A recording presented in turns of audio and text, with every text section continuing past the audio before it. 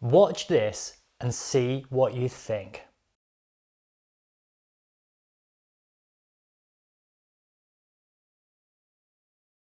Now that was a video of Korean climber Lee Sungsu on Burden of Dreams, Nalle Hukkataivo's Font 9A in Finland. Now the observant amongst you may or may not have seen that his t-shirt dabbed the bouldering mat.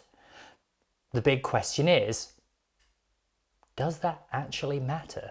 Now for Lee Sungsu, it did matter, and he invalidated his own ascent in spite of overwhelming feedback in favour of his ascent on Instagram. From my own personal perspective and from the perspective of virtually everyone else at UKC, I think we'd have taken the 9A tick too. The thing about dabbing is that you know when you've dabbed at the time, deep down. And the fact that he hadn't noticed whilst climbing speaks volumes. This is simply a case of a t-shirt subtly going across a bouldering mat whilst climbing, and it certainly did not work out to his advantage. Not least because he had to climb the thing again. Thankfully he managed that 2 days later, and in doing so became the 5th ascensionist of Burden of Dreams.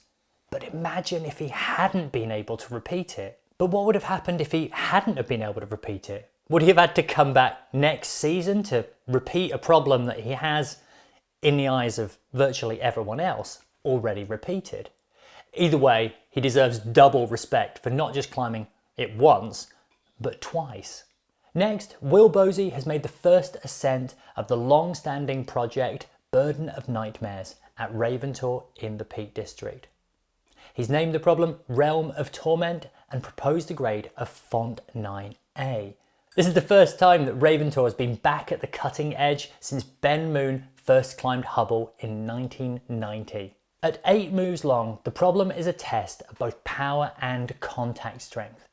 And unusually for Raventor, it's completely independent, with many of the other hard problems either being link-ups or eliminates. Of course, what it has in independence, it maybe lacks in aesthetics somewhat. It's certainly not got the beauty of the likes of, say, Burden of Dreams or Alphane. But this does make Will the first person to climb Font 9A 5 separate occasions. Speaking to UKC, Will had this to say about the problem. This has probably been my longest boulder project to date, taking double-digit sessions and work over a couple of years. The send went perfectly for me. I climbed the bottom wall well and just stuck the crux move.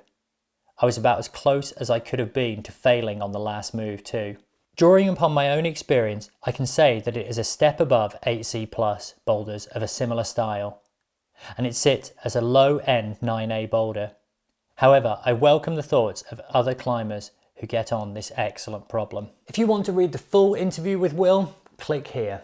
With so many new 8C+s and 9As on British shores, it will be interesting to see who comes to repeat them, whether or not that's homegrown talent or international visitors. Time will tell.